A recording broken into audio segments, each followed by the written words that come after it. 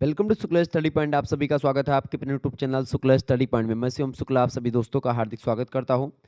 आज की वीडियो के माध्यम से हम लोग चर्चा करेंगे फूड न्यूट्रिशन एंड हाइजीन के बारे में, जो कि को करिकुलर कोर्स के रूप में आप में शामिल है। यानी अगर आप बीए में हैं, बीएससी में हैं या बीकॉम में हैं, आप जो है ग्रेजुएशन में आपने एडमिशन लिया है, आपने चाहे बीए में एडमिशन लिया, चाहे बीएससी में, चाहे बीकॉम में, अगर आपने फर्स्ट सेमेस्टर में एडमिशन लिया है तो आपको एक को करिकुलर कोर्स पढ़ना पड़ेगा। को करिकुलर कोर्स का मतलब होता है अनिवार्य सहगामिक पाठ्यक्रम, यानी या अनिवार्य पाठ्यक्रम। जैसे कि अनिवार्य पाठ्यक्रम के रूप में आपको इसको पढ़ना ही पढ़ना है। और आप बीए में हैं तो भी आपको फूड न्यूट्रिशन हाइजीन पढ़ना है। अगर आप बीएससी में हैं या बीकॉम में हैं तो भी आपको यही सिलेबस पढ़ना है, फूड न्यूट्रिशन एंड हाइजीन का। दो भाषाओं में आपका पेपर आएगा, अंग्रेजी और हिंदी दोनों भाषाओं में आपको पेपर मिलेगा, ये बात ध्यान रखेंगे। तो बीए के, बीएससी के और बीकॉम के फर्स्ट सेमेस्टर के छात्र छात्राओं के लिए मॉडल पेपर मैं लाया हूं। ऐसे ही प्रश्न आपकी परीक्षा में आएंगे। तो सबसे पहले आज का जो वीडियो है, अच्छा इससे पहले 2024 के और मॉडल पेपर मैं दे चुका हूं फूड न्यूट्रिशन एंड हाइजीन का, लेकिन अब मैं श्रृंखला ये चलाने वाला हूं कि जैसे कि क्या हो कि चैप्टर वाइज हम लोग आगे बढ़ें। तो आज का जो वीडियो है चैप्टर नंबर 1 से बनने वाले बहुत ही महत्वपूर्ण 32 एमसीक्यूज के बारे में, यानी मल्टीपल चॉइस क्वेश्चंस के बारे में चर्चा करेंगे, यानी जिसको आप ऑब्जेक्टिव प्रश्न बोलते हैं, जो आपकी परीक्षा में आने वाले हैं, उन्हीं के बारे में हम विस्तार चर्चा करेंगे, बहुत ही बारीकी के साथ अध्ययन करेंगे, ताकि अगर आपका एक भी प्रश्न आए चैप्टर नंबर 1 से, अच्छा यहीं से जितने भी प्रश्न पूछेंगे बस इतने से पूछेंगे चैप्टर नंबर 1 से। चैप्टर नंबर 1 का आपके नाम है आहार एवं पोषण का संप्रत्यय, ध्यान रखेंगे इस बात को। इसी प्रकार से चैप्टर 2, 3, 4 इसी प्रकार से हम चर्चा करते रहेंगे। पहला प्रश्न है, नींबू में कौन सा विटामिन पाया जाता है? बहुत ही महत्वपूर्ण प्रश्न है। ऑप्शन ए दिया है विटामिन बी, ऑप्शन बी है विटामिन ए, ऑप्शन सी है विटामिन सी और ऑप्शन डी है विटामिन डी। करेक्ट आंसर क्या हो जाएगा इसका? फटाफट से आप बताने का प्रयास करेंगे। विटामिन मतलब नींबू में कौन सा विटामिन पाया जाता है भैया? तो नींबू की अगर बात की है तो नींबू और संतरा या अनानास, आंवला, अमरूद, इन सभी में आप देखेंगे विटामिन सी पाया जाता है। तो इसका करेक्ट आंसर क्या हो जाएगा? Vitamin C is right answer. Vitamin C इसमें पाया जाता है। विटामिन सी की कमी से कौन सा रोग होता है? तो विटामिन सी की कमी से जानते हैं क्या रोग होता है? स्कर्वी नाम का रोग जो होता है विटामिन सी की कमी से हो जाता है। ये बात ध्यान रखेंगे, परीक्षा में ऐसे प्रश्न पूछा जाता है। ओके, विटामिन जो होते हैं हमारी शरीर में अगर अच्छे मात्रा में होते हैं, उचित मात्रा में होते हैं, तो हमारे शरीर में रोग नहीं होते हैं।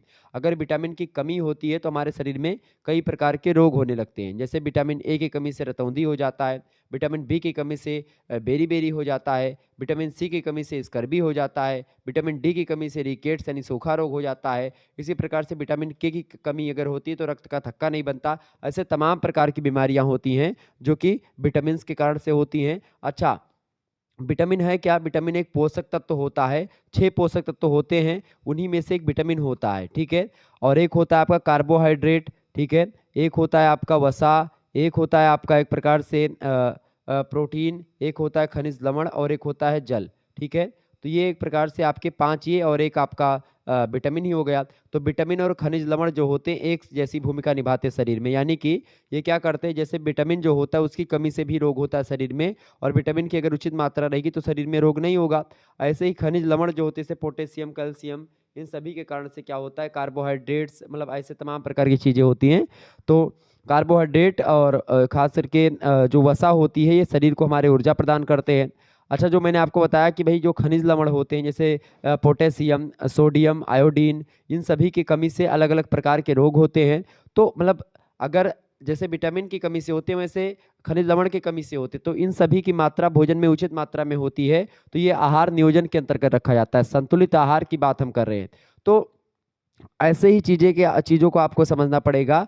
तो भोजन करते समय या भोजन का जो प्लान करते समय आपको ये ध्यान देना होता है कि किसके लिए आप भोजन बना रहे हैं, उसमें कौन कौन सी बीमारियां हैं, वो कौन सी अवस्था में है, वो महिला है या पुरुष है, वो धात्री अवस्था में है या गर्भावस्था के दौरान महिला है। तो ऐसे आपको ध्यान देना पड़ेगा। कोई पुरुष के लिए आप अगर खाना तैयार कर रही हैं तो खाना पुरुष ज़्यादा काम करने वाला है, कुदाल वाला मतलब कुदाल चलाने वाला कोई व्यक्ति के लिए खाना बना रही हैं, या एक प्रकार से कोई डॉक्टर है, कोई केवल मतलब कि केवल जैसे डॉक्टर, मास्टर, इन सब प्रोफेसर, इन सभी के लिए दूसरे टाइप के भोजन की व्यवस्था की जानी चाहिए। चूँकि ये लोग मानसिक मेहनत करते हैं और शारीरिक मेहनत के लिए ज़्यादा ऊर्जा वाला भोजन होना चाहिए।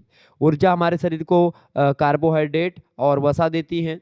हालांकि कार्बोहाइड्रेट ज़्यादा ऊर्जा देती है, वसा कम ऊर्जा देती है, ये सब चीज़ें आपको जाननी पड़ेंगी। ठीक है, तो इसका करेक्ट आंसर क्या हो जाएगा? Option number C is right answer. आगे देखेंगे, अगला क्वेश्चन आपकी स्क्रीन पर आ चुका है, फटाफट से आप देखेंगे। दूसरा प्रश्न आपकी स्क्रीन पर आ चुका है। बुखार में व्यक्ति को दिया जाता है, बुखार में व्यक्ति को क्या दिया जाता है भैया? तो बुखार में व्यक्ति को वसायुक्त भोजन, कैलोरी युक्त भोजन, या अधिक तेल से और घी से युक्त भोजन, या गरिष्ठ भोजन। तो भाई गरिष्ठ भोजन आपको नहीं देना है। वसा जानते हैं क्या होती है? वसा मतलब मोटापा, जैसे कि जो ऑयली पदार्थ होते हैं, समोसा से लेकर के पूड़ी, ये सब आपको, ये सब भी नहीं देना है। यानी वसीय पदार्थ बिल्कुल भी नहीं देना है, घी मक्खन ये सब नहीं देना है। बुखार में व्यक्ति को कैलोरी युक्त भोजन देना चाहिए, ऊर्जा से युक्त भोजन देना चाहिए जिसमें ऊर्जा मिले। ठीक है, ये बात है। अधिक तेल और घी युक्त भोजन भी नहीं देना चाहिए।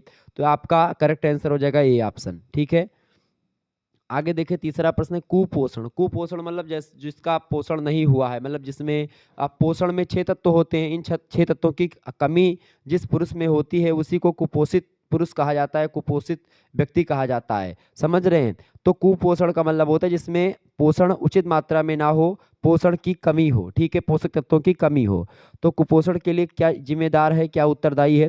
देखिए, निर्धनता होगी तो भी उचित मात्रा में लोग भोजन नहीं कर पाएंगे, और भोजन में एक प्रकार से, या मील प्लानिंग जिसको बोलते हैं, आहार आयोजन नहीं कर पाएंगे, और ऐसे में पोषक तत्वों की कमी हो जाएगी उनके भोजन में और कुपोषण का शिकार हो जाएंगे। अगर भोजन में मिलावट होगी तो भी दिक्कत है, और अशिक्षा होगी तो भी दिक्कत है। अगर आपको पता ही नहीं कि किस कैसे भोजन खाना चाहिए, कैसे करना चाहिए, किसके भोजन में किस तरीके की आवश्यकता होती है, तो फिर आपको नहीं, मतलब आप एक प्रकार से मतलब कुपोषण के शिकार हो जाएंगे। तो ऑप्शन नंबर इसका डी लगा देंगे, उपरोक्त तो सभी करेक्ट आंसर हो जाएगा। ये सभी कारक जो है उत्तरदायी हैं कुपोषण के लिए। चौथा क्वेश्चन आप देखेंगे, रोगी को अधिकतर किस प्रकार का आहार दिया जाता है, बताएं। तो रोगी को अधिकतर आपको आहार जो देना चाहिए वो कैसा आहार देना चाहिए भैया? शक्ति और क्षमता से युक्त आप आहार दें। अत्यधिक मसालेदार नहीं देना है, न वसा युक्त भोजन, ना ही उपयुक्त सभी। ठीक है, तो ऑप्शन नंबर इसका ए करेक्ट आंसर होगा। अगला प्रश्न आप देखेंगे, शरीर को स्वस्थ रखने के लिए आवश्यक होता है प्रोटीन, कार्बोज, वसा या संतुलित आहार। तो शरीर को स्वस्थ रखने के लिए सबसे इंपॉर्टेंट होता है आपको संतुलित आहार देना। कार्बोज, प्रोटीन, वसा की मात्रा आप जरूर अधिक कर देंगे तो एक अधिक कर देंगे ज़्यादा तो भी दिक्कत है, कम कर देंगे तो भी दिक्कत है। उचित मात्रा में आपको देना है, और उचित मात्रा में कैसे आप दे पाएंगे? जब आप संतुलित आहार देंगे। संतुलित मतलब एकदम से ठीक ठाक आहार देंगे, किसको कितना चाहिए उसके अकॉर्डिंग देंगे। तो पांचवे का डी करेक्ट आंसर होगा। छठवा बताओ भैया सभी लोग। प्रश्न है, शारीरिक श्रम करने वाले एक व्यक्ति को, कैलोरी माने होता है ऊर्जा नापने की इकाई होती है, कैलोरी में नापा जाता है ऊर्जा को, शक्ति को। तो कितनी कैलोरी की आवश्यकता होती है शारीरिक श्रम करने वाले को? जो कुदाल फावड़ा या किसान लोग जो होते हैं, जो चलाते हैं, दिन भर मेहनत करते हैं, या जो ईटा गारा देते हैं, जो मजदूर लोग बेचारे, उनके लिए क्या व्यवस्था होती है? उनको कितना खाना चाहिए? उनको कितनी ऊर्जा की आवश्यकता होती है? तो उनको ऊर्जा की आवश्यकता होती है भैया 3600 कैलोरी ऊर्जा की आवश्यकता उनको होती है। ऑप्शन नंबर सी में दिया करेक्ट आंसर हो जाएगा। काफ़ी सारे बच्चों ने करेक्ट आंसर दिए हैं। आगे देखिए, सातवां प्रश्न आ चुका है, किस आहार को संपूर्ण आहार कह सकते हैं? फल को, दूध को, मांस को, या दही को? आप सभी को पता होगा संपूर्ण आहार किसको कहा जाता है भैया? संपूर्ण आहार दूध को कहते हैं। क्यों कहते हैं? क्योंकि बच्चा जो होता है कुछ भी नहीं खाता है, फिर भी वो दूध पी करके ही जीवित रह सकता है, जो कि दूध में आप देखते हैं सारे पोषक तत्व पाए जाते हैं। ठीक है, तो दूध संपूर्ण आहार होता है। आठवां क्वेश्चन आप देखेंगे, संतुलित आहार वह है जिसमें उचित खाद्य पदार्थों का समावेश हो, जिसमें सभी पोषक तत्व उचित मात्रा में व अनुपात में हो, सुपाच्य, आकर्षण और रुचिकर हो, जिसमें उपयुक्त सभी बातें हों।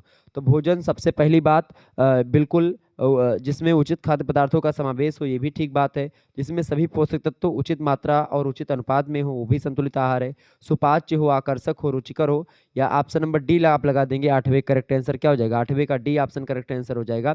जिसमें उपयुक्त सभी बातें हो वो होता है संतुलित आहार। ठीक है, जिसमें उपयुक्त सभी बातें हो वो क्या होता है भैया? वो होता है आपका संतुलित आहार। ये बात ध्यान रखेंगे। तो इसका करेक्ट आंसर क्या हो जाएगा?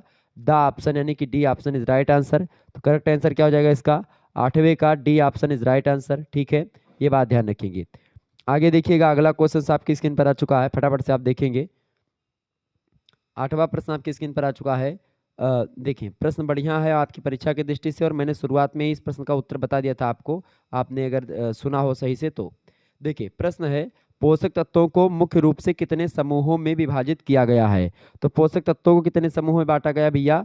पोषक तत्वों को 6 समूहों में। एक होता है कार्बोहाइड्रेट, ठीक है, एक होता है आपका वसा, ठीक है, कार्बोहाइड्रेट, वसा दूसरी, तीसरा आपका होता है प्रोटीन, चौथा आपका होता है विटामिन, ठीक है, चौथा आपका होगा विटामिन, पांचवा आप लिख देंगे क्या, पांचवा आपका खनिज लवण, और छठवा होता है आपका जल। तो ये 6 पोषक तत्व होते हैं, ठीक है, जिनका अलग अलग उपयोग होता है। जैसे कि अगर बात करें हम प्रोटीन की, तो प्रोटीन जो होता है हमारे शरीर में क्या करता है, जो टूट फूट होती है उसकी मरम्मत करता है, कोशिकाओं और ऊतकों का निर्माण करता है। यानी शरीर में बॉडी बिल्डिंग में आप देखते हैं जो प्रोटीन लोग लेते हैं तो प्रोटीन लेते हैं उसमें, ठीक है। तो प्रोटीन हमारे शरीर को एकदम से हेल्दी बनाता है, मोटा बनाता है, तगड़ा बनाता है, मतलब कि टूट फूट चीज़ों की मरम्मत करता है, ठीक है। खनिज लवण और विटामिन जो होते हैं रोगों से रक्षा करते हैं। इसके अलावा कार्बोहाइड्रेट और वसा शरीर को ऊर्जा प्रदान करते हैं। जल तो भाई सभी को पता ही है कि जल बहुत सारे कार्य करता है शरीर में, ठीक है। आगे देखिए, जल का कार्य मुख्य रूप से भोजन पकाने में भी, मतलब भोजन को पचाने में भी होता है, ठीक है, क्योंकि जल और एक प्रकार से आप देखते हैं नमक मिल करके हाइड्रोक्लोरिक अम्ल बनाते हैं पेट में जा करके, और उससे भोजन को पचने में बड़ी इंपॉर्टेंट भूमिका एक प्रकार से महसूस होती है और बहुत अच्छी भूमिका निभाता है वो। आगे देखिए, 10वां प्रश्न है, वह कौन सा पदार्थ है जो मानव शरीर का पोषण करता है, बताएं। वसा, कैलोरी, जल या भोजन, बताएं। तो कौन सा पदार्थ है जो मानव शरीर का पोषण करता है, इंपॉर्टेंट प्रश्न है परीक्षा के दृष्टि से। तो इसका करेक्ट आंसर हो जाएगा भोजन जो होता है हमारे शरीर का पोषण करता है, क्योंकि भोजन में पोषण की सारी चीज़ें उपलब्ध होती हैं, वसा भी, कैलोरी भी, जल भी, सब भोजन में मिला हुआ होता है। भोजन में 6 पोषक तत्व जो होते हैं सभी मिले होते हैं। आगे देखें, 11वां क्वेश्चन आपकी स्क्रीन पर आ चुका है, पोषण की कितनी अवस्थाएं होती हैं भैया। तो पोषण की कितनी अवस्थाएं होती हैं, पोषण की अवस्थाएं होती हैं कितनी, 4 अवस्थाएं होती हैं पोषण की। Option number C correct answer हो जाएगा, पोषण की 4 अवस्थाएं होती हैं। नेक्स्ट क्वेश्चन आप देखेंगे, अगला प्रश्न आपकी स्क्रीन पर आ चुका है, 12वां नंबर प्रश्न है, जब पोषण शरीर की आवश्यकता के अनुकूल होता है तो ऐसी स्थिति क्या कहलाती है। तो जब पोषण शरीर की आवश्यकता के अनुकूल होता है तो ऐसी स्थिति को जानते हैं हम क्या कहते हैं, क्या कहते हैं, कुपोषण, सुपोषण या अपर्याप्त पोषण। तो जब पोषण शरीर की आवश्यकता के अनुकूल होता है तो ऐसी स्थिति को हम लोग बोलते हैं, क्या बोलते हैं, सुपोषण बोलते हैं, ठीक है। क्या बोलते हैं भैया, उसको हम बोलते हैं सुपोषण, ठीक है, ये बात ध्यान रखेंगे। क्या बोलेंगे उसको, जब पोषण शरीर की आवश्यकता के अनुकूल होता है तो उसको बोलेंगे सुपोषण, ठीक है, या ठीक ठाक से पोषण, या एक प्रकार से संतुलित आहार बोल सकते हैं उसी को, ठीक है, तो उसको बोलेंगे संतुलित आहार। अब इसमें सुपोषण दिया है, कुपोषण, तो सुपोषण इसका लग सकता है, लेकिन अगर इसमें संतुलित आहार दिया होता तो वही लगता, ठीक है, ये बात भी ध्यान रखिए। आगे देखिए, 13वां क्वेश्चन से, रक्त अल्पता यानी कि जिसको आप एनीमिया बोलते हैं, वो रोग किस खनिज लवण के कारण होता है या किसकी कमी से होता है। तो किसकी कमी से होता है भैया, रक्त अल्पता, एनीमिया रोग किसकी कमी के कारण से होता है। एनीमिया जो होता है आयरन की कमी से होता है, लौह तत्वों की कमी से होता है। Option number B correct answer हो जाएगा इसका। आगे देखिए, 14 नंबर प्रश्न है, 1 ग्राम कार्बोहाइड्रेट में कितनी कैलोरी ऊर्जा प्राप्त होती है। अगर 1 ग्राम आप कार्बोहाइड्रेट लेते हैं तो कितनी कैलोरी ऊर्जा आपको मिलती है भैया, कितनी कैलोरी ऊर्जा प्राप्त होती है, फटाफट से आप बताएंगे। तो 1 किलो कैलोरी जो आपका कार्बोहाइड्रेट होता है उसमें अगर बात करें तो उसमें 4.1 कैलोरी ऊर्जा प्राप्त होती है। अगर एक ग्राम प्रोटीन आप खाते हो, मतलब 1 ग्राम कार्बोहाइड्रेट अगर आप लेते हो तो 4.1 कैलोरी ऊर्जा आपको मिलेगी, ठीक है। लेकिन अगर आप 1 ग्राम वसा लेते हैं, 1 ग्राम आप अगर वसा लेते हैं, ठीक है, तो आपको कितना कैलोरी ऊर्जा मिलेगी, तो आपको 9 कैलोरी ऊर्जा मिलेगी, ये बात ध्यान रखेंगे, ओके। तो ये इंपॉर्टेंट प्रश्न है, आप ध्यान रखेंगे, दोनों प्रश्न परीक्षा में आपके पूछे जाएंगे। आगे देखेंगे, 15वां प्रश्न है, कुपोषण के कारण होने वाला रोग कौन सा है। तो कुपोषण के कारण कौन सा रोग होता है भैया, बताएं। तो आयोडीन की कमी से होता है घेंघा, रिकेट्स होता है आपका विटामिन डी की कमी से, ध्यान रखेंगे। क्वासियोरकर या जिसको आप मैरसेमस रोग कहते हैं, तो मैरसेमस या क्वासियोरकर रोग जो होता है ये कुपोषण की कमी से होता है, ठीक है। ऑप्शन नंबर, मतलब कुपोषण के कारण से होता है, अगर कुपोषण होता है शरीर में तो उसके कारण से होता है। Option number A correct answer होगा। आगे देखेंगे, अगला प्रश्न 16 नंबर, पुरुष की अपेक्षा स्त्री के आहार में कैलोरी की मात्रा कम होनी चाहिए, ज़्यादा होनी चाहिए, या फिर एक समान होनी चाहिए, या एक असमान होनी चाहिए, बताएं। या कम या अधिक हो कोई प्रभाव नहीं पड़ता।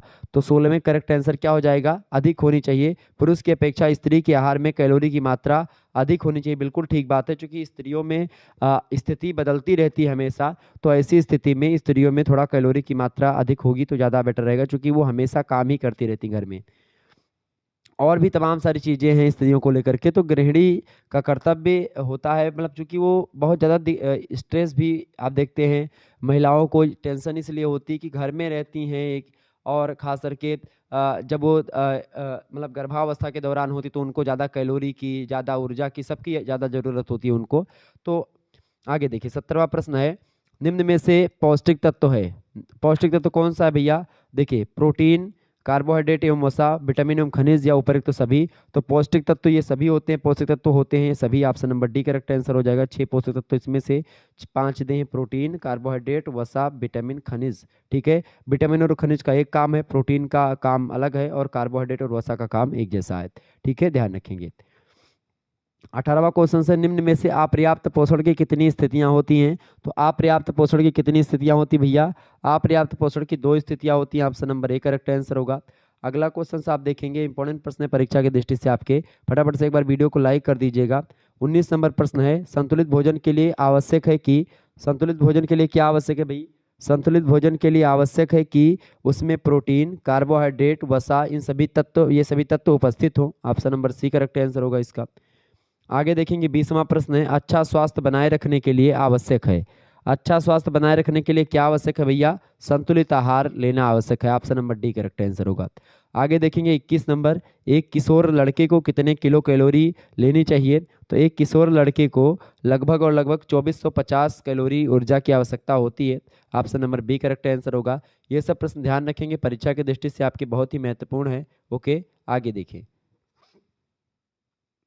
22 नंबर क्वेश्चन आपके स्क्रीन पर आ चुका है। प्रश्न है, उचित मात्रा एवं अनुपात में भोजन ग्रहण करना क्या कहलाता है? तो उचित मात्रा में और उचित अनुपात में भोजन ग्रहण करना जो कहलाता है उसको क्या बोलते हैं? उसी को बोलते हैं क्या? उत्तम पोषण। ऑप्शन नंबर इसका डी करेक्ट आंसर हो जाएगा। आगे देखिएगा, संतुलित आहार बोलते हैं। अगला क्वेश्चन है, दालों में सबसे अधिक क्या मिलता है? वसा, प्रोटीन, खनिज लवण या ग्लूकोज? तो दालों में सबसे ज्यादा क्या पाया जाता है भैया? फटाफट से आप बताएंगे। दालों में सबसे ज्यादा जो पाया जाता है वो पाया जाता है प्रोटीन। प्रोटीन जो होता है दाल में बहुत ज्यादा पाया जाता है, ये बात ध्यान रखेंगे। ओके, इसके अलावा आपको बता दूं, जैसे कि आप देखेंगे कार्बोहाइड्रेट जो होता है चावल में, गेहूं में, ज्वार, बाजरा, मकई, साबूदाना, इन सभी में बहुत ज़्यादा पाया जाता है। ठीक है, इसके अलावा जो वसा होता है वो तेल, घी, मक्खन, इन सभी में पाया जाता है। चर्बी वगैरह में, अंडे का जो पीला भाग होता है उसमें, मछली, वनस्पति घी, इन सभी में पाया जाता है। प्रोटीन जो होता है दूध और दूध से बने हुए जितने पदार्थ होते हैं उनमें प्रोटीन पाया जाता है। इसके अलावा अंडे, मांस, यकृत, इन सभी में प्रोटीन पाया जाता है। लेकिन दालों में, खास करके बीजों में और फलियों में, राजमा में, मटर में, सोयाबीन में, इन सभी में भी पाया जाता है आपका प्रोटीन। ठीक है, इसके अलावा खनिज लवण जैसे कैल्शियम जो होता है दूध, अंडा, दही, इन सब में पाया जाता है। पालक, मेथी, बथुआ, हरा धनिया, इन सब में पाया जाता है। फास्फोरस दूध, अंडा, मांस, इन सब में पाया जाता है। दालों में पाया जाता है। ठीक है, तो ऐसे ऐसे तमाम सारी चीज होती हैं जो पाए जाते हैं। आगे देखेंगे, अगला क्वेश्चन आपकी स्क्रीन पर आ चुका है। 24 नंबर प्रश्न है, रोगी को स्वास्थ्य लाभ के लिए, स्वस्थ लाभ के लिए आहार दिया जाता है, उसको हम क्या कहते हैं? फटाफट से आप बताएंगे, क्या बोलेंगे उसको भैया? रोगी को स्वास्थ्य लाभ के लिए आहार दिया जाता है, उस आहार को हम क्या बोलते हैं? साधारण आहार, कोमल आहार, तरल आहार या उपचारात्मक आहार? तो इसका करेक्ट आंसर क्या हो जाएगा? उपचारात्मक आहार। रोगी को उपचारात्मक आहार दिया जाता है। Option number D correct answer होगा। 25 नंबर क्वेश्चन आपके स्क्रीन पर आ चुका है, जब पोषण शरीर की आवश्यकता के अनुसार गुण और मात्रा के में अपूर्ण होते हैं तो वह स्थिति क्या कहलाती है? तो जब पोषण शरीर की आवश्यकता और अनुसार में गुण और मात्रा में अपूर्ण होते हैं तो ऐसी स्थिति जो होती है वो क्या कहलाती है भैया? वो स्थिति कहलाती है अल्प पोषण की। Option number D correct answer होगा। नेक्स्ट क्वेश्चन है, कुपोषण से क्या हो जाता है? तो कुपोषण से क्या होता है भैया? कुपोषण से जो होता है वो एक प्रकार से मांसपेशियां ढीली हो जाती हैं। Option number C correct answer हो जाएगा। आगे देखें, अगला क्वेश्चन है, शरीर के लिए नियामक पदार्थ हैं, बताएं शरीर के लिए नियामक पदार्थ कौन से हैं? कार्बोज या और वसा, विटामिन या खनिज लवण या फिर जल? तो नियामक पदार्थ जो होता है वो कौन सा है भाई? नियामक पदार्थ जो होता है वो जल होता है शरीर के लिए। Option number D correct answer होगा। आगे देखेंगे 28 नंबर प्रश्न है, संतुलित आहार लेना क्यों आवश्यक होता है? इसलिए आवश्यक होता है संतुलित आहार लेना क्योंकि इससे स्वास्थ्य ठीक रहता है आपका। Option number A correct answer हो जाएगा। आगे देखें, संतुलित आहार में उपयुक्त मात्रा में होते हैं विटामिन और खनिज लवण, प्रोटीन, कार्बोज और वसा, ये सभी जो होते हैं ये उपयुक्त मात्रा में होते हैं, मतलब उपयुक्त मात्रा में होते हैं या उचित मात्रा में होते हैं। नेक्स्ट क्वेश्चन आप देखेंगे, 30 नंबर प्रश्न है, शाकाहारी स्त्री के आहार में किसकी मात्रा बढ़ा देनी चाहिए? मांस की, अंडों की, अनाज की या दूध की? तो भाई शाकाहारी स्त्री अगर है तो उसे आहार में क्या बढ़ा देना चाहिए उस समय, बताएं।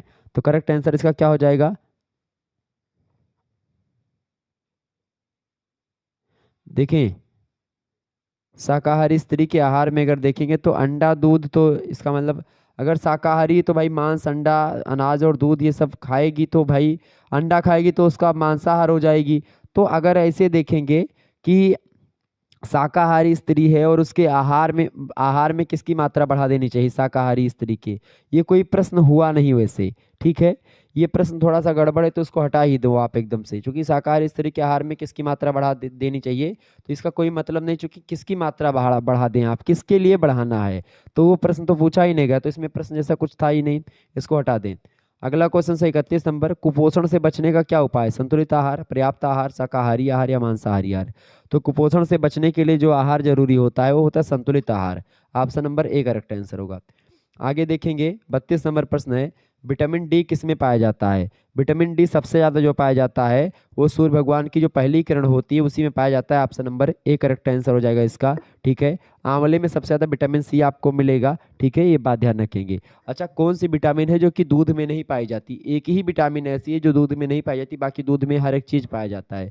विटामिन सी जो होती है वो दूध में नहीं पाई जाती है, बाकी सारी की सारी विटामिन जो होती हैं, विटामिन जो होती है सब दूध में पाई जाती हैं, बस विटामिन सी नहीं पाई जाती, ठीक है, ध्यान रखेंगे। तो ये प्रश्न आपका बड़ा ही इंपॉर्टेंट था जो मैंने आपको बताया। चलिए फिर मिलते हैं हम नेक्स्ट वीडियो में, तब तक के लिए जय हिंद जय भारत। आप सभी का बहुत बहुत धन्यवाद हमारे से जुड़ने के लिए, इसी प्रकार से अपना प्यार बनाए रखेंगे। और जो अगला चैप्टर होगा उस चैप्टर का नाम है आहार आयोजन, या जिसको आप अंग्रेजी में मील प्लानिंग बोलते हैं, तो उसको हम चर्चा करेंगे इसके अगले चैप्टर से बनने वाले बहुत ही महत्वपूर्ण प्रश्नों के साथ। धन्यवाद आपका, बहुत बहुत धन्यवाद।